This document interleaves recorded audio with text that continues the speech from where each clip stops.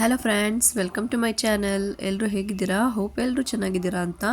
ನಾನಂತೂ ಸದ್ಯಕ್ಕೆ ಪೇಷಂಟ್ ಆಗಿಬಿಟ್ಟಿದ್ದೀನಿ. ಒಂದು ವಾರದಿಂದ ಕಂಟಿನ್ಯೂಸ್ ಆಗಿ ಫೀವರು, ಕೋಲ್ಡು ಆಗ್ತಿದೆ. ಒಬ್ರಿಗೆ ತಪ್ಪಿದ್ರೆ ಒಬ್ಬರು ಹುಷಾರಿಲ್ದಿರ ಆಗ್ತಿದ್ದಾರೆ. ಚಿಕ್ಕ ಪಾಪು ಇದೆ ಅಂತ ಎಷ್ಟು ಕೇರ್ ಮಾಡ್ತಿದ್ರು ಕೋಲ್ಡು ಕಫ್ ಆಗ್ತಿದೆ. ಮೇ ಬಿ ವೆದರ್ ಈ ಥರ ಇರೋದಕ್ಕೆ ಅನಿಸುತ್ತೆ. ಅದಲ್ಲದೆ ನಮ್ಮ ಮನೆ ಸ್ವಲ್ಪ ಶೀತ ಜಾಸ್ತಿ, ಗಾಳಿ ಜಾಸ್ತಿ ಬೀಸುತ್ತೆ. ಆದ್ರಿಂದನೇ ಅಂತ ಅಂದ್ಕೊಳ್ತಾ ಇದ್ದೀನಿ ನಾನು, ಏನೋ ಗೊತ್ತಿಲ್ಲ. ಹಾಗೆ ಇವತ್ತು ಸ್ಯಾಟರ್ಡೆ ಕ್ರಿಷಾಗೆ ಸ್ಕೂಲ್ ರಜೆ ಇರುತ್ತೆ. ಬಟ್ ಇವತ್ತು ಅವಳಿಗೆ ಪೇರೆಂಟ್ಸ್ ಮೀಟಿಂಗ್ ಕೂಡ ಇದೆ. ನಾನು ಕನ್ಸೀವ್ ಆದಮೇಲೆ ನರೇಶೇ ಹೋಗ್ತಿದ್ರು ಪೇರೆಂಟ್ಸ್ ಮೀಟಿಂಗಿಗೆ ಯಾವಾಗಲೂ. ಬಟ್ ಇವತ್ತು ಅವರಿಲ್ಲ, ಮಾರ್ನಿಂಗೇ ಡ್ಯೂಟಿ ಹಾಕಿದ್ರಿಂದ ನಾನೇ ಹೋಗಬೇಕಾಗಿದೆ. ಇನ್ನು ಇವತ್ತು ಪೂಜೆ ಸಹ ಮಾಡಬೇಕಾಗಿತ್ತು. ಹಸ್ಬೆಂಡ್ಗೆ ಹೇಳಿದ್ದೆ, ಬಟ್ ಅವರು ಅನ್ಎಕ್ಸ್ಪೆಕ್ಟೆಡಾಗಿ ಡ್ಯೂಟಿ ಹಾಕಿದ್ರಿಂದ ಮಾಡೋಕ್ಕಾಗಲಿಲ್ಲ. ಸರಿ ಆಯಿತು, ಬಾಗಿಲು ಮುಂದೆ ನೀರು ಹಾಕಿ ರಂಗೋಲಿ ಆದರೂ ಹಾಕೊಳ್ಳೋಣ ಅಂತ. ಇನ್ನು ಪೇರೆಂಟ್ಸ್ ಮೀಟಿಂಗ್ ಬಗ್ಗೆ ಹೇಳೋದಾದರೆ ನನಗೆ ಸ್ವಲ್ಪ ಎಕ್ಸೈಟ್ಮೆಂಟ್ ಕೂಡ ಇರುತ್ತೆ. ನಾನು 1 ವೀಕ್ ಮುಂಚೆಯಿಂದನೇ ವೆಯ್ಟ್ ಮಾಡ್ತಾ ಇರ್ತೀನಿ. ಹಾಗೆ ಟೆನ್ಷನ್ ಕೂಡ ಇರುತ್ತೆ. ಟೀಚರ್ ಏನು ಹೇಳ್ತಾರೆ, ನನ್ನ ಮಗಳು ಚೆನ್ನಾಗಿ ಓದ್ತಿದ್ದಾಳಾ, ಯಾವುದಾದ್ರೂ ವಿಷಯದಲ್ಲಿ ಅವಳು ಇಂಪ್ರೂವ್ಮೆಂಟ್ ಆಗಬೇಕಾ, ಮನೇಲಿ ಯಾವ ರೀತಿ ಇರ್ತಾಳೆ, ಅವಳು ಸ್ಕೂಲಲ್ಲಿ ಯಾವ ರೀತಿ ಇರ್ತಾಳೆ, ಸೊ ಅದನ್ನೆಲ್ಲ ತಿಳ್ಕೊಳ್ಳೋ ಅಂಥ ಕುತೂಹಲ ತುಂಬಾ ಇರುತ್ತೆ ನನಗೆ. ಯಾಕೆ ಅಂತಂದರೆ most of the day full ಅವರು ಆಲ್ಮೋಸ್ಟ್ ಸ್ಕೂಲಲ್ಲೇ ಕಳೆದಿರ್ತಾರೆ. ಸೊ ನಮ್ಮ ಜೊತೆ ಕಳೆಯೋದಕ್ಕಿಂತ ಟೀಚರ್ಸ್ಗಳು ಜೊತೆ ಜಾಸ್ತಿನೇ ಟೈಮ್ ಸ್ಪೆಂಡ್ ಮಾಡಿರ್ತಾರೆ. ಸೊ ನಮಗಿಂತ ಒಂದು ಸ್ಟೆಪ್ ಹೆಚ್ಚು ಅವ್ರಿಗೆ ಗೊತ್ತಿರುತ್ತೆ ನಮ್ಮ ಮಕ್ಕಳ ಬಿಹೇವಿಯರ್ ಹೇಗಿದೆ ಅಂತೇಳಿ. ಸೊ ಆವಾಗ ನಾವು ಅವ್ರ ಹತ್ರ ತಿಳ್ಕೊಂಡಾಗ ನಾವೇನಾದರೂ ಅದರಲ್ಲಿ ಚೇಂಜಸ್ ತೊಗೊಳ್ಬೇಕಾ ಅನ್ನೋದು ಕೂಡ ನಾವು ನೋಟಿಸ್ ಮಾಡ್ಬೋದು.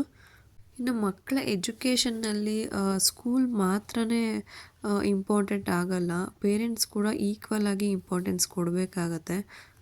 ಪೇರೆಂಟ್ಸ್ ಮೀಟಿಂಗ್ ಅಂತಂದರೆ ನಮ್ಮ ಮಗುವನ್ನು ನಾವು ಇನ್ನೂ ಚೆನ್ನಾಗಿ ಅರ್ಥ ಮಾಡ್ಕೊಳ್ಳೋಕ್ಕೆ ಒಂದು ಅವಕಾಶ. ಮಗುನ ಹೇಗೆ ಬೆಳೆಸ್ಬೇಕು ಅಂತ ನಾವು ಹೇಗೆ ಬಯಸ್ತೀವೋ ಅದಕ್ಕೆ ತಕ್ಕನಂಗೆ ನಾವು ಕೂಡ ಬದಲಾಗಬೇಕಾಗತ್ತೆ. ಕೆಲವೊಂದು ಸರಿ ಕೆಲವೊಂದು ವಿಷಯದಲ್ಲಿ ಬದಲಾವಣೆ ತಗೊಳ್ಬೇಕಾಗತ್ತೆ. ನಾವು ಮಾತಾಡೋ ವಿಷಯದಲ್ಲಾಗಿರ್ಬೋದು, ಅಥವಾ ಅವ್ರು ಏನೋ ಒಂದು ಒಳ್ಳೆಯ ವಿಷಯನ ಮಾಡಿದ್ರು ಅವ್ರನ್ನ ಎಂಕರೇಜ್ ಮಾಡೋದಾಗಿರ್ಬೋದು, ಅಥವಾ ನೀನು ತುಂಬಾ ಒಳ್ಳೆಯ ವಿಷಯ ಮಾಡಿದೆ ಇವತ್ತು ಅಂತೇಳಿ ಅವ್ರನ್ನ ಪುಷ್ ಮಾಡೋದಾದರೂ ಆಗಿರ್ಬೋದು. ಇದೆಲ್ಲನೂ ಪೇರೆಂಟ್ಸ್ಗಳ ಕರ್ತವ್ಯನೇ ಆಗಿರುತ್ತೆ. ಇನ್ನು ಮಕ್ಕಳಿಗೆ ಪರ್ಫೆಕ್ಟ್ ಪೇರೆಂಟ್ಸ್ ಬೇಕಾಗಿಲ್ಲ. ಅವರಿಗೆ ತಮ್ಮನ್ನು ಅರ್ಥ ಮಾಡಿಕೊಳ್ಳುವ, ಎಂಕರೇಜ್ಮೆಂಟ್ ಮಾಡುವಂತಹ ಮತ್ತು ಪ್ರೀತಿಸುವಂತಹ ಪೇರೆಂಟ್ಸ್ಗಳನ್ನ ಮಕ್ಕಳು ಬಯಸ್ತಾ ಇರ್ತಾರೆ. ಇನ್ನು ನನಗಂತೂ ನನ್ನ ಮಗಳು ಎಷ್ಟು ಬೇಗ ಬೆಳೆದ್ಬಿಟ್ಲಪ್ಪ ಅಂತ ಅನಿಸ್ತಾ ಇದೆ. ಆವಾಗೇ ನಾನು ಅವಳ ಪೇರೆಂಟ್ಸ್ ಮೀಟಿಂಗ್ನ ಅಟೆಂಡ್ ಮಾಡೋಷ್ಟು ನನ್ನ ಮಗಳು ಬೆಳೆದ್ಬಿಟ್ಲು. ಇವಾಗ ನೀನೇನಾಗ್ತೀಯಮ್ಮ ಫ್ಯೂಚರಲ್ಲಿ ಅಂತ ಕೇಳಿದ್ರೆ, ನಾನು ಪೊಲೀಸ್ ಆಗ್ತೀನಮ್ಮ ಅಂತ ಹೇಳ್ತಾಳೆ. ತುಂಬಾ ಖುಷಿ ಆಗುತ್ತೆ. ಅವ್ರು ಆಗ್ತಾರೋ ಬಿಡ್ತಾರೋ, ನಾವು ಹೇಗೆ ನಾವು ಬೇರಿಂದ ನಾವು ಒಂದು ಶಿಸ್ತನ್ನು ಕಲಿಸ್ಕೊಂಡು ಬರ್ತೀವೋ ಅದೇ ಥರನೇ ಹೋಗುತ್ತೆ ಅನ್ನೋದು ನನ್ನ ಒಂದು ಅನಿಸಿಕೆ. ನಾವು ಪೇರೆಂಟ್ಸ್ ಆಗಿ ಮಾಡೋ ಪ್ರಯತ್ನವನ್ನು ನಾವು ಮಾಡಬೇಕು. ಅವ್ರಿಗೂ ಕೂಡ ಕಲಿಯೋ ಇಂಟ್ರೆಸ್ಟ್ ಕೂಡ ಇರಬೇಕು. ಹಾಗಾಗಿ ನನಗೆ ಈಗ ಎಷ್ಟೇ ಕಷ್ಟ ಆಗ್ತಾಯಿದ್ರೂ, ಈಗ ನನ್ನ 2ನೇ ಮಗು ಆದಮೇಲೆ ನನಗೆ ಟೈಮೇ ಸಾಲೋದಿಲ್ಲ. ನನ್ನ ಒಂದು ಸೆಲ್ಫ್ ಟೈಮ್ ಏನಿರುತ್ತೆ ನನಗೆ ಸಿಗ್ತಾಯಿಲ್ಲ. ಅಷ್ಟು ಟೈಮ್ ಬ್ಯುಸಿಯಾಗೋಗಿದೆ. ಒಂದು ಊಟ ಮಾಡಲಿಕ್ಕಾಗೋದಿಲ್ಲ, ಕರೆಕ್ಟಾಗಿ ನಿದ್ದೆ ಆಗ್ತಾಯಿಲ್ಲ. ಆದರೂ ಸಹ ಅವಳ ಒಂದು ಎಜುಕೇಷನ್ ವಿಷಯ ಅಂತ ಬಂದಾಗ ನಾನು ಕಾಂಪ್ರಮೈಸ್ ಆಗ್ತಾನೇ ಇಲ್ಲ. ಅವಳಿಗೆ ಪಾಪು ಹುಟ್ಟೋಕ್ಕಿಂತ ಮುಂಚೆ ಯಾವ ರೀತಿ ಅವಳ ಒಂದು ಟೈಮ್ ಶೆಡ್ಯೂಲ್ನ ಮಾಡಿದ್ದೆ ನಾನು ಅವಳ ಒಂದು ಎಜುಕೇಷನ್ಗೆ ಅಂತ, ಸೇಮ್ ಅದೇ ಒಂದು ಟೈಮ್ನ ಕೂಡ ಈಗಲೂ ನಾನು ಮೈಂಟೈನ್ ಮಾಡ್ತಾಯಿದ್ದೀನಿ. ನನಗೆ ಎಷ್ಟೇ ಕಷ್ಟ ಆದರೂ ಪರವಾಗಿಲ್ಲ, ಯಾವ ಕೆಲಸ ಆದರೂ ಪರವಾಗಿಲ್ಲ, ಆಗದಿರೋ ಇದ್ರೂ ಪರವಾಗಿಲ್ಲ, ಅವಳ ಒಂದು ಓದಿಸುವಂತಹ ಟೈಮಿಗೆ ಅವಳನ್ನು ಕೂರಿಸ್ಬಿಡ್ತೀನಿ ನಾನು ಓದ್ಕೊಳ್ಳೋದಕ್ಕೆ. ಬೇರೆ ಕೆಲಸ ನಾನು ಸೈಡ್ಗಿಟ್ಟು ನಾನು ಫಸ್ಟು ಆ ಕೆಲಸನ ಮುಗಿಸ್ತೀನಿ. ಯಾಕಂತಂದರೆ ಅದು ತುಂಬಾ ಇಂಪಾರ್ಟೆಂಟು. ನಾವು ಓದೋ ವಿಷಯದಲ್ಲಾಗಲಿ ಯಾವುದೇ ಒಂದು ವಿಷಯದಲ್ಲಾಗಲಿ ಕನ್ಸಿಸ್ಟೆನ್ಸಿ ಅನ್ನೋದನ್ನು ಮೈಂಟೈನ್ ಮಾಡಿಸ್ಲೇಬೇಕು. ನಾವಾದರೂ ಅಷ್ಟೇ, ಮಕ್ಕಳಾದರೂ ಅಷ್ಟೇ. ನಾವು ಒಂದು ದಿವಸ ನಮ್ಮ ಕೈಲಿ ಆಗ್ತಾಯಿಲ್ಲ ಓದಿಸೋದಕ್ಕೆ, ಇವತ್ತೇನು ಓದಬೇಡ ಎದ್ದೋಗು ಅಂತ ಹೇಳಿದ್ರೆ ನೆಕ್ಸ್ಟ್ ನಾಳೆ ಮಗು ಮತ್ತೆ ಅದನ್ನೇ ಕೇಳುತ್ತೆ.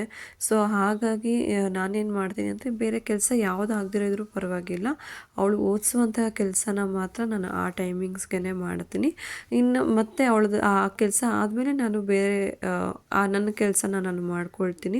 ಏನು ಆದರೆ ಒಂದು 1 ಅವರ್ ಹೆಚ್ಚು ಕಡಿಮೆ ಆಗ್ಬೋದು ಅಷ್ಟೇ, ಬೇರೆ ಇನ್ನೇನು ಆಗೋದಿಲ್ಲ. ಇನ್ನು ನಾನು ಕೂಡ ಫ್ರೆಶ್ ಅಪ್ ಆಗಿ ಬಂದೆ, ಟೈಮ್ ಆಗಿಬಿಡತ್ತೆ ಅಂತ ಹೇಳಿ. ಏನಂತಂದರೆ ಈ ಸಾಟರ್ಡೆ ಬಂದರೆ ಇಬ್ಬರು ಮಕ್ಕಳು ಮನೆಯಲ್ಲಿರ್ತಾರಲ್ವ, ಟೈಮೇ ಹೋಗೋದು ಗೊತ್ತಾಗಲ್ಲ ಫ್ರೆಂಡ್ಸ್. ನನ್ನ ದೊಡ್ಡ ಮಗಳಂತೂ ಅವಳ ಮೇಲೆ ಬೀಳ್ತಾನೆ ಇರ್ತಾಳೆ ಹೋಗಿ ಹೋಗಿ. ಅವಳನ್ನ ನೋಡ್ಕೊಳ್ಳೋದೇ ನಂಗೆ ದೊಡ್ಡ ಕೆಲಸ. ಎಲ್ಲೇ ಅವಳನ್ನ ಹಾರ್ಮ್ ಮಾಡ್ತಾಳೋ ಅಂತ ಹೇಳಿಬಿಟ್ಟು ನಾನು ಮಾಡಬೇಡ ಅಂದಷ್ಟು ಮಾಡ್ತಾಳೆ. ಮತ್ತು ಈಗ ಸ್ವಲ್ಪ ಜಲಸ್ ಫೀಲ್ ಆಗ್ತಾಳೆ. ನಮ್ಮಮ್ಮ ಅವಳನ್ನ ಜಾಸ್ತಿ ಮುದ್ದು ಮಾಡ್ತಾಳೆ, ನನ್ನನ್ನು ಮಾಡೋದಿಲ್ಲ ಅಂತೇಳಿ ಸ್ವಲ್ಪ ಫೀಲ್ ಆಗ್ತಾಳೆ ಅವಳು. ಹಾಗಾಗಿ ಈಗ ಅವಳನ್ನ ಮುದ್ದು ಮಾಡಿದ್ರೆ ಇವಳನ್ನೂ ಮುದ್ದು ಮಾಡಬೇಕು.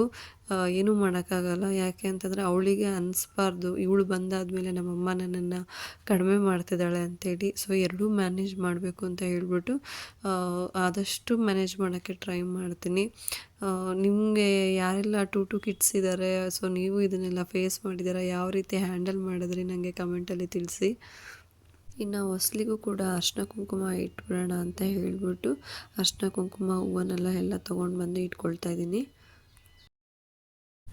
ಏನಂತ ಅಂದರೆ ನಾನು ತಲೆಗೆ ಸ್ನಾನ ಮಾಡದೆ ದೀಪನ ಹಚ್ಚಲ್ಲ, ಅದೇನೋ ನನಗೆ ಮನಸ್ಸು ಬರೋದಿಲ್ಲ.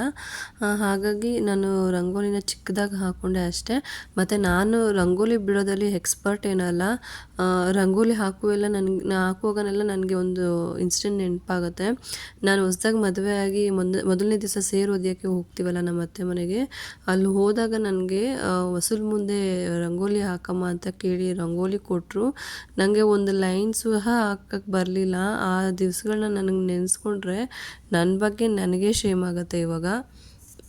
ಇನ್ನು ನನ್ನ ಹಸ್ಬೆಂಡು ಅಷ್ಟೇ, ನಾನು ಅವ್ರ ಮುಂದೆ ಏನಾದರೂ ರಂಗೋಲಿ ಹಾಕ್ತಿದ್ರೆ ನನಗೆ ಆ ದಿವಸನ ಹೇಳಿ ಹೇಳಿ ನಗ್ತಿರ್ತಾರೆ ಅವರು. ಅಷ್ಟು ಬ್ಯಾಡಾಗಿ ಹೋಯ್ತು ಅಂತಲೇ ಹೇಳ್ಬೋದು ಆವತ್ತಿನ ದಿವಸ. ಕಾಫಿನ ಮಾಡೋಕ್ಕೆ ಹೋಗಿ ಕಷಾಯ ಮಾಡಿಬಿಟ್ಟಿದ್ದೆ. ನನ್ನ ಹಸ್ಬೆಂಡ್ ನನಗೆ ಗೊತ್ತಿಲ್ಲದೆ ಮನೆ ಹಿಂದೆ ಹೋಗ್ಬಿಟ್ಟು ಅದನ್ನು ಚೆಲ್ಬಿಟ್ಟು ಬಂದ್ರಂತೆ. ಯಾಕಂದರೆ ನನಗೆ ಗೊತ್ತಾದರೆ ಬೇಜಾರಾಗುತ್ತೆ, ಫಸ್ಟ್ ಟೈಮ್ ಮಾಡಿದ್ದಾಳೆ ಅಂತ. ಸೊ ನನಗೆ ಮದುವೆ ಆಗಿದ್ದು ಹೊಸದ್ರಲ್ಲಿ ಏನೇನೂ ಗೊತ್ತಿರಲಿಲ್ಲ. ಯಾಕಂತಂದರೆ ನಾನು ತವ್ರ ಮನೆಯಲ್ಲಿ ಏನಂತ ಕೆಲಸ ಮಾಡ್ತಾ ಇರಲಿಲ್ಲ, ಎಲ್ಲ ಅಮ್ಮನೇ ಮಾಡ್ತಾಯಿದ್ರು. ಯಾಕಂತಂದರೆ ನಾವಿಬ್ಬರು ಹೆಣ್ಮಕ್ಳು, ನಮ್ಮಮ್ಮ ಕಲಿಸಿಲ್ಲ ಅಂತ ಅಲ್ಲ, ನಾವೇ ಮಾಡ್ತಿರ್ಲಿಲ್ಲ. ಗೊತ್ತಿರುತ್ತಲ್ಲ ನಿಮಗೆ, ತವ್ರ ಮನೇಲಿದ್ದಾಗ ಎಲ್ಲ ಹೆಣ್ಮಕ್ಳಿಗೂ ಒಂದು ಲೇಜಿನೆಸ್ ಅಂತ ಇರುತ್ತೆ. ಸೊ ಅದೇ ಥರನೇ ನಾವು ಕೂಡ ಇದ್ವಿ. ಇನ್ನು ನಮ್ಮ ತಾಯಿನೂ ಅಷ್ಟೇ, ಅವರು ತುಂಬಾ ಸಾಫ್ಟ್ ನೇಚರು. ಹೆಣ್ಮಕ್ಳು ಇನ್ನೊಂದು ಮನೆಗೆ ಹೋಗಿ ಮಾಡೋದಿದ್ದೇ ಇದೆ, ತವ್ರ ಮನೇಲಾದರೂ ಆರಾಮಾಗಿರಲಿ ಅನ್ನೋ ಸ್ವಲ್ಪ ಕಾನ್ಸೆಪ್ಟ್ ಇತ್ತು ಅವರಿಗೆ. ಇವಾಗ ನಾನು ಎಲ್ಲನೂ ಮನೆಯಲ್ಲಿ ನಿಭಾಯಿಸ್ಕೊಂಡು ಹೋಗ್ತೀನಿ. ಯಾವುದೂ ನಾನು ಹಿಂದೆಯಿಂದ ಕಲ್ತ್ಕೊಂಬಂದಿದ್ದಲ್ಲ, ಎಲ್ಲನೂ ಇಲ್ಲಿ ಬಂದು ಕಲ್ತಿದ್ದೇನೆ. ನನಗನ್ಸೋ ಮಟ್ಟಿಗೆ ಸಮಯ ಎಲ್ಲನೂ ಕಲಿಸುತ್ತೆ. ಇವಾಗಂತೂ ಎಲ್ಲ ಬೆರಳು ತುದಿಲಿರುತ್ತೆ ಇನ್ಫಾರ್ಮೇಷನು. ಮೊಬೈಲ್ ಒಂದು ಓಪನ್ ಮಾಡಿದ್ರೆ ಸಾಕು, ಇವಾಗ ಎಲ್ಲನೂ ಗೊತ್ತಾಗ್ಬಿಡುತ್ತೆ. ಒಂದು ಅಡುಗೆಯಿಂದ ಹಿಡಿದು ಒಂದು ರಂಗೋಲಿಯಿಂದ ಹಿಡಿದು ಎಲ್ಲನೂ ಅಷ್ಟೇ, ಮೊಬೈಲ್ ಇದ್ದರೆ ಸಾಕು. ಈಗ ನನಗೆ ಹುಷಾರಿಲ್ಲ ಅಂತಂದರೆ ನನ್ನ ಮಗಳು ಬಂದು ನನಗೆ ರೆಮಿಡಿ ಹೇಳ್ತಾಳೆ. ಈ ಥರ ಮಾಡಮ್ಮ, ಆ ಥರ ಕಷಾಯ ಮಾಡ್ಕೊಮ್ಮ, ಈ ಥರ ಕಷಾಯ ಮಾಡ್ಕೊಮ್ಮ ಅಂತ. ಅವಳಿಗಿನ್ನ 5 ವರ್ಷ. ಅವಳು ಎಲ್ಲಿ ನೋಡಿರ್ತಾಳೆ ಅಂತಂದರೆ ಇನ್ನು ಮೊಬೈಲಲ್ಲೇ ನೋಡಿರ್ತಾಳೆ. ಶಾರ್ಟ್ಸ್ ಏನಾದರೂ ನೋಡ್ತಿರ್ತಾಳೆ, ರೀಲ್ಸು ಶಾರ್ಟ್ಸ್ ನೋಡಬೇಕಾದ್ರೆ ನೋಡಿರ್ತಾಳೆ. ಸೊ ಅದನ್ನು ಬಂದು ನನಗೆ ಹೇಳ್ತಾಳೆ, ನೀನು ಹಿಂಗೆ ಮಾಡು ಕಮ್ಮಿ ಆಗುತ್ತೆ ಅಂತ ಹೇಳಿ. ಸೊ ಇವಾಗಿನ ಮಕ್ಕಳಿಗೆ ನಾವು ಏನೂ ಮುಂಚೆನೇ ಹೇಳ್ಕೊಡ್ಬೇಕು ಅಂತ ಏನಿಲ್ಲ. ಇವಾಗ ಎಲ್ಲನೂ ಬೇಗನೆ ಅವರೇ ಅರ್ಥ ಮಾಡ್ಕೊಳ್ತಾರೆ. ಇನ್ನು ನರೇಶು ಮಾರ್ನಿಂಗೇ ಎದ್ದು ಡ್ಯೂಟಿಗೆ ಹೋಗಿರೋದ್ರಿಂದ ಅವರಿಗೇನು ಬ್ರೇಕ್ಫಾಸ್ಟ್ ಅಗತ್ಯ ಏನಿರಲಿಲ್ಲ. ಅವರು ನಾನು ಹೊರಗಡೆನೇ ಮಾಡ್ಕೊಳ್ತೀನಿ ಅಂತ ಹೇಳಿದ್ರು. ಇನ್ನು ನಾನು ನನಗೆ ಮತ್ತು ಮಗಳಿಗೆ ಮಾತ್ರ ಮಾಡ್ಕೊಳ್ಬೇಕಾಗಿತ್ತು. ಅದಕ್ಕೆ ಟೊಮೊಟೊ ಬಾತ್ ಮಾಡೋಣ ಅಂತೇಳಿ ಅಂದ್ಕೊಳ್ತಾ ಇದ್ದೀನಿ. ಎಲ್ಲನೂ ರೆಡಿ ಮಾಡಿಟ್ಟು ಹೋಗಿದ್ದೆ ನಾನು ಸ್ನಾನಕ್ಕೆ. ಬಂದಿದ ತಕ್ಷಣ ಒಗ್ಗರಣೆ ಹಾಕ್ಕೊಳ್ಳೋಣ ಅಂಥೇಳಿ, ಯಾಕಂದರೆ ಪಾಪು ಮಲಗಿದ್ಲು. ಈಗ ಪಾಪು ಮಲಗಿದ್ದಾಗೇ ನಾನು ನಂದೇನೇ ಇದ್ದರೂ ದಿನಚರಿಗಳನ್ನ ಮುಗಿಸ್ಕೊಳ್ಬೇಕಾಗತ್ತೆ. ಯಾಕೆಂತಂದರೆ ಅವಳು ತುಂಬಾ ಇವಾಗ ಕೂಗೋದು ಕಿರ್ಚಾಡೋದು ಮಾಡ್ತಾಳೆ. ನನಗೂ ಕೂಡ ಟೆನ್ಷನ್ ಆಗುತ್ತೆ. ಹರಿಬರಿಲಿ ಏನೂ ಮಾಡ್ಕೊಳಕ್ಕಾಗಲ್ಲ. ಕುಕ್ಕಿಂಗ್ ಆದರೆ ಅವಳನ್ನ ನಾನು ಎತ್ಕೊಂಡು ಅಥವಾ ನನ್ನ ಮುಂದೆ ಮಲಗಿಸ್ಕೊಂಡು ತೊಟ್ಲಲ್ಲಿ ಹಾಕ್ಕೊಂಡು ನಾನು ಕುಕ್ಕಿಂಗ್ನ ಸ್ಟಾರ್ಟ್ ಮಾಡ್ಕೊಂಡು ಬಿಡ್ತೀನಿ. ಬಟ್ ನಾನು ಸ್ನಾನ ಏನಾದರೂ ಮಾಡ್ಕೊಳ್ಬೇಕು ಅಂತಂದರೆ ಅವಳನ್ನು ಮಲಗಿಸ್ಬಿಟ್ಟೇ ಹೋಗಬೇಕು ನಾನು. ಮತ್ತು ಈ ಟೊಮೊಟೊ ಬಾತ್ ಏನಂತಂದರೆ ಸ್ವಲ್ಪ ಡಿಫ್ರೆಂಟು. ಯಾಕಂತಂದರೆ ನಾನು ಇಲ್ಲಿ ಯಾವುದೇ ರೀತಿ ಮಸಾಲೆನ ಯೂಸ್ ಮಾಡ್ತಾ ಇಲ್ಲ. ಇದಕ್ಕೆ ಮೇಯ್ನ್ ಇಂಗ್ರೀಡಿಯೆಂಟ್ ಅಂತಂದರೆ ಚಕ್ಕೆ ಮತ್ತು ಸೋಂಪು. ಇದನ್ನು ನಾನು ಮಿಕ್ಸಿಗೆ ಹಾಕಿ ಪೌಡ್ರ್ ಮಾಡಿ ಇಟ್ಕೊಂಡಿದ್ದೀನಿ. ತುಂಬಾ ಚೆನ್ನಾಗಿರುತ್ತೆ, ಇದ್ರದ್ದೇ ಫ್ಲೇವರ್ ಇರುತ್ತಲ್ಲ. ಸೊ ಹಾಗಾಗಿ ಟೊಮೊಟೊ ಬಾತು ನಿಮಗೆಲ್ಲ ಹೋಟೆಲಲ್ಲಿ ತಿಂತಾಯಿದ್ದೀರೇನೋ ಅನ್ನೋ ಥರ ಫೀಲ್ ಕೊಡುತ್ತೆ. ಮೊದಲಿಗೆ ಕುಕ್ಕರ್ನ ಇಟ್ಟು 2 ಸ್ಪೂನ್ ತುಪ್ಪ, 2 ಸ್ಪೂನ್ ಎಣ್ಣೆನ ಹಾಕ್ಕೊಳ್ತಾ ಇದ್ದೀನಿ. ನಮ್ಮನೇಲಿ ಎಣ್ಣೆ ಖಾಲಿ ಆಗಿತ್ತು. ಸೊ ಆದ್ದರಿಂದ ನಾನು 2 ಸ್ಪೂನ್ ತುಪ್ಪನ ಸಹ ಹಾಕ್ಕೊಳ್ತಾ ಇದ್ದೀನಿ. ಇಲ್ಲ ಅಂತಂದರೆ ನಾನು ರೆಗ್ಯುಲರಾಗಿ ಎಣ್ಣೆ ಅಷ್ಟೇ ಯೂಸ್ ಮಾಡೋದು, ಯಾವಾಗಲೂ ತುಪ್ಪ ಬಳಸೋದಿಲ್ಲ ನಾನು. ಆಮೇಲೆ ಎಣ್ಣೆ ಬಿಸಿ ಆದಮೇಲೆ ಅದಕ್ಕೆ ಒಂದೇ ಒಂದು ಚಕ್ಕೆ, ಒಂದು ಲವಂಗ, ಒಂದು ಸ್ಟಾರ್ ಹೂವು, ಒಂದು ಪಲಾವ್ ಎಲೆನ ಹಾಕ್ಕೊಳ್ತಾ ಇದ್ದೀನಿ. ನಂತರ ಒಂದು ಚಿಕ್ಕ ಈರುಳ್ಳಿನ ಚಿಕ್ಕದಾಗಿ ಕಟ್ ಮಾಡಿ ಹಾಕ್ಕೊಳ್ತಾ ಇದ್ದೀನಿ. ನಾನು ಇಲ್ಲಿ ಇಬ್ಬರಿಗೆ ಮಾಡ್ತಿರೋದು, ನನಗೆ ಮತ್ತು ನನ್ನ ಮಗಳಿಗೆ ಅಷ್ಟೇ. ಸೊ ಆದ್ದರಿಂದ ನಾನು ಒಂದು ಲೋಟ ಅಕ್ಕಿ ಹಾಕ್ಕೊಳ್ತೀನಿ. ನಿಮಗೆ ಎಷ್ಟು ಕ್ವಾಂಟಿಟಿ ಬೇಕೋ ಆ ಮಟ್ಟಿಗೆ ನೋಡಿಕೊಂಡು ನೀವು ಇಂಗ್ರೀಡಿಯೆಂಟ್ಸ್ನ ಹಾಕ್ಕೊಳ್ಳಿ. ಈರುಳ್ಳಿ ಸ್ವಲ್ಪ ಸಾಫ್ಟ್ ಆದಮೇಲೆ ಒಂದು 5-6 ಎಸಳು ಬೆಳ್ಳುಳ್ಳಿನ ಜಜ್ಜಿ ಇಟ್ಕೊಂಡಿದ್ದೆ. ಸೊ ಆ ಬೆಳ್ಳುಳ್ಳಿನೂ ಸಹ ಹಾಕ್ಕೊಂಡಿದ್ದೀನಿ. ಒಂದು 4 ಹಸಿಮೆಣಸಿನ್ಕಾಯಿನ ಯೂಸ್ ಮಾಡ್ತಾಯಿದ್ದೀನಿ. ನಿಮಗೆ ಖಾರಕ್ಕೆ ಎಷ್ಟು ಬೇಕೋ ಅಷ್ಟು ಮಾತ್ರನೇ ಯೂಸ್ ಮಾಡ್ಕೊಳ್ಳಿ. ಯಾಕಂದರೆ ಸ್ವಲ್ಪ ಚಿಲ್ಲಿ ಪೌಡ್ರನ್ನು ಯೂಸ್ ಮಾಡ್ತೀನಿ ನಾನಿಲ್ಲಿ, ಹಂಗಾಗಿ ನಾನು 4 ಹಾಕ್ಕೊಂಡಿದ್ದೀನಿ ಅಷ್ಟೇ. ಹೆಚ್ಚಾಗಿ ಖಾರ ಇದ್ದರೆ ನನ್ನ ಮಗಳು ತಿನ್ನೋದಿಲ್ಲ.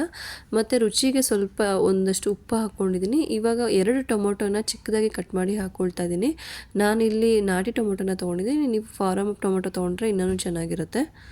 ಹಾಗೆ ಸ್ವಲ್ಪ ಅರಿಶಿನ, 1 ಸ್ಪೂನು ಅಚ್ಕಾರದ ಪುಡಿ, ಹಾಗೆ ಸ್ವಲ್ಪ ಕೊತ್ತಂಬರಿ ಸೊಪ್ಪು, ಪುದೀನ ಸೊಪ್ಪನ್ನು ಕೂಡ ಸಹ ಕಟ್ ಮಾಡಿ ಇಟ್ಕೊಂಡಿದ್ದೆ, ಅದನ್ನು ಹಾಕ್ಕೊಂಡಿದ್ದೀನಿ.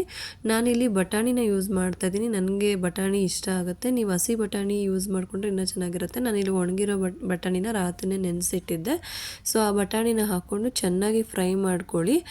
ಎಣ್ಣೆ ಬಿಟ್ಕೊಳ್ಬೇಕು ಕುಕ್ಕರ್ನಲ್ಲಿ. ಸೊ ನೀವು ಆ ರೀತಿ ಫ್ರೈ ಮಾಡಿಕೊಂಡ್ರೆ ತುಂಬಾ ಟೇಸ್ಟ್ ಚೆನ್ನಾಗಿ ಬರುತ್ತೆ.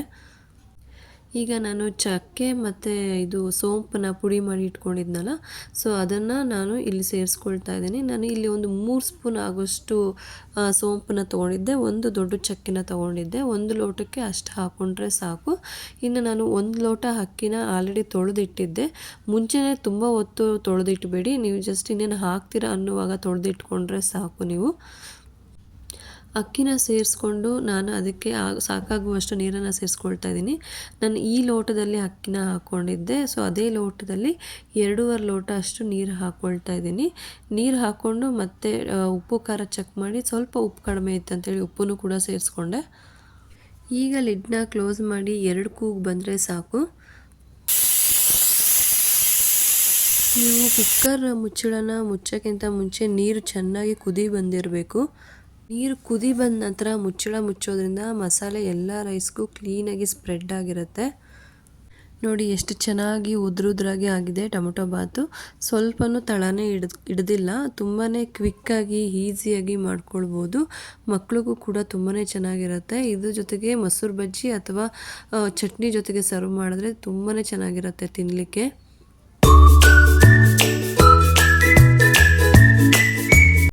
ಇನ್ನು ನಾನು ಬ್ರೇಕ್ಫಾಸ್ಟ್ ಮುಗಿಸ್ಕೊಂಡು ಮೀಟಿಂಗಿಗೆ ಹೋಗಿ ಬಂದರೆ ಅದೊಂದು ಕೆಲಸ ಆಗುತ್ತೆ ಅಂತ ಕೂಡ ರೆಡಿ ಆದೆ. ಅಷ್ಟರಲ್ಲಿ ಮತ್ತೆ ಮಗಳು ಮಲ್ಕೊಂಡ್ಳು. ಅವಳು ಎದ್ದೇಳೋಷ್ಟರಲ್ಲಿ ಸ್ವಲ್ಪ ಟೀ ಮಾಡಿ ಕುಡಿಯೋಣ ಅಂತ ಕುಡಿದು. ಇತ್ತೀಚೆಗೆ ಮತ್ತೆ ನನಗೆ ಟೀ ಕಾಫಿ ಅಭ್ಯಾಸ ಆಗೋಗಿದೆ. ಬಾಣಂತನದಲ್ಲಿ ಹೆಚ್ಚಾಗಿ ಕಾಫಿ ಕೊಡ್ತಾರೆ, ನಿಮಗೆ ಗೊತ್ತಿರುತ್ತೆ. ಮಾರ್ನಿಂಗ್ ಫಸ್ಟ್ ಎದ್ದ ತಕ್ಷಣವೇ ಕಾಫಿ ಕೊಟ್ಬಿಟ್ಟು ಅದ್ರ ಜೊತೆಗೆ ಒಂದು 2 ರಸ್ಕು ಅಥವಾ ಬ್ರೆಡ್ಡು ಕೊಟ್ಬಿಡ್ತಾರೆ. ಸೊ ಆವಾಗಿಂದ ನನಗೆ ಮತ್ತೆ ಕಾಫಿ ಟೀ ಅಭ್ಯಾಸ ಸ್ಟಾರ್ಟ್ ಆಗಿದೆ. ಇಲ್ಲಾಂದರೆ ನಾನು ಅದಕ್ಕೆ ಮುಂಚೆ ಬಿಟ್ಬಿಟ್ಟಿದ್ದೆ. ಪ್ರೆಗ್ನೆನ್ಸಿನಲ್ಲಿ ನಾನು ಕುಡಿತಾನೇ ಇರಲಿಲ್ಲ. ಈಗ ಮತ್ತೆ ಅದು ಬಿಡಬೇಕು ಅಂತಂದರೆ ಮತ್ತೆ ಸ್ವಲ್ಪ ದಿವಸ ಕಷ್ಟ ಆಗುತ್ತೆ. ಯಾಕಂತಂದರೆ ಅದು ಒಂದು ಸರಿ ಅಡಿಕ್ಟ್ ಆಗೋದ್ವಿ ಕಾಫಿ ಟೀಗೆ ಅಂತಂದರೆ ಬಿಡೋದು ತುಂಬಾ ಕಷ್ಟ. ಸೊ ನಾನು ಅದನ್ನು ಮತ್ತೆ ಈಗ ಸ್ಟಾರ್ಟ್ ಮಾಡಬೇಕು. ಕಾಫಿ ಟೀನ ಆದಷ್ಟು ನಾನು ಕಡಿಮೆ ಮಾಡಬೇಕು ಅಂತ ಅಂದ್ಕೊಳ್ತಾ ಇದ್ದೀನಿ. ಕಡಿಮೆ ಮಾಡಿದ್ರೆ ತುಂಬಾ ಒಳ್ಳೆಯದು. ಸೊ ನಾನು ಎಲ್ಲ ಟೀ ಎಲ್ಲ ಮಾಡ್ಕೊಂಡು ಕುಡಿಯೋಷ್ಟೊತ್ತಿಗೆ ಮಗಳು ಕೂಡ ಎದ್ಲು. ಸೊ ಅವಳನ್ನೂ ಸಹ ಕರ್ಕೊಂಡು ಹೊರಟೆ. ನನಗೆ ಕ್ರಿಶಾ ಸ್ಕೂಲ್ ಬಂದು ನಿಯರೇನೆ, ವಾಕಬಲ್ ಆಗುತ್ತೆ. ಸೊ ನಡ್ಕೊಂಡೇ ಹೋಗ್ಬೋದು. ಆದ್ದರಿಂದ ಅವಳನ್ನೂ ಕರ್ಕೊಂಡು ಹೊರಟೆ. ನಾವು ಇದನ್ನೆಲ್ಲ ಮುಂಚೆನೇ ಪ್ಲ್ಯಾನ್ ಮಾಡಿಯೇ ಕ್ರಿಶಾನ ಈ ಸ್ಕೂಲ್ಗೆ ಹಾಕಿದ್ದು. ಯಾಕಂದರೆ ನಮಗೆ ಮತ್ತೆ ಇನ್ನೊಂದು ಮಗು ಮಾಡ್ಕೊಳ್ಳೋ ಪ್ಲ್ಯಾನ್ ಇತ್ತಲ್ಲ. ಸೊ ಮತ್ತೆ ಆ ಮಗು ಆದರೆ 1 ವರ್ಷದವರೆಗೂ ನಾನು ಕ್ರಿಶಾನ ಸ್ಕೂಲ್ಗೆ ಬಿಡೋದಕ್ಕೆ ಕರ್ಕೊಂಡು ಬರೋದಕ್ಕೆ ಎಲ್ಲನೂ ಕಷ್ಟ ಆಗುತ್ತೆ ಅಂತ ಯೋಚನೆ ಮಾಡಿ ನಾವು ಹತ್ರನೇ ಸ್ಕೂಲ್ಗೆ ಹಾಕ್ಕೊಂಡ್ವಿ. ಯಾಕಂತಂದರೆ ನಮ್ಮ ಹಸ್ಬೆಂಡ್ಗೂ ಸಹ ಡ್ಯೂಟಿ ಒಂದ್ಸರಿ ಇದ್ದಂಗೆ ಒಂದ್ಸರಿ ಇರೋದಿಲ್ಲ. ಕೆಲವೊಂದು ಸರಿ ಬೇಗ ಹೋಗ್ತಾರೆ, ಕೆಲವೊಂದು ಸರಿ ಲೇಟಾಗಿ ಹೋಗ್ತಾರೆ. ಸೊ ಹಾಗಾಗಿ ಈ ಥರ ಪ್ಲ್ಯಾನ್ ಮಾಡಿದ್ವಿ ನಾವು. ಇನ್ನು ಮೀಟಿಂಗ್ ಮುಗಿಸಿ ಕರೆಕ್ಟಾಗಿ ನಾನು ಮನೆ ಒಳಗಡೆ ಬಂದು ಸ್ವಲ್ಪ ಹೊತ್ತಿಗೆ ಮಳೆ ಕೂಡ ಸ್ಟಾರ್ಟ್ ಆಯಿತು. ಇದಾಗಿತ್ತು ಇವತ್ತಿನ ವ್ಲಾಗು. ನಿಮ್ಗೆ ಇಷ್ಟ ಆಗಿದೆ ಅಂತ ಅಂದ್ಕೊಂಡಿದ್ದೀನಿ. ಇಷ್ಟ ಆಗಿದೆ ದಯವಿಟ್ಟು ಸಬ್ಸ್ಕ್ರೈಬ್ ಮಾಡ್ಕೊಳ್ಳಿ, ಲೈಕ್ ಮಾಡಿ, ಹಾಗೆ ಶೇರ್ ಮಾಡಿ ಅಂತ ಹೇಳ್ತಾ ಈ ವಿಡಿಯೋನ ಇಲ್ಲಿಗೆ ಎಂಡ್ ಮಾಡ್ತಾ ಇದ್ದೀನಿ. Thank you so much.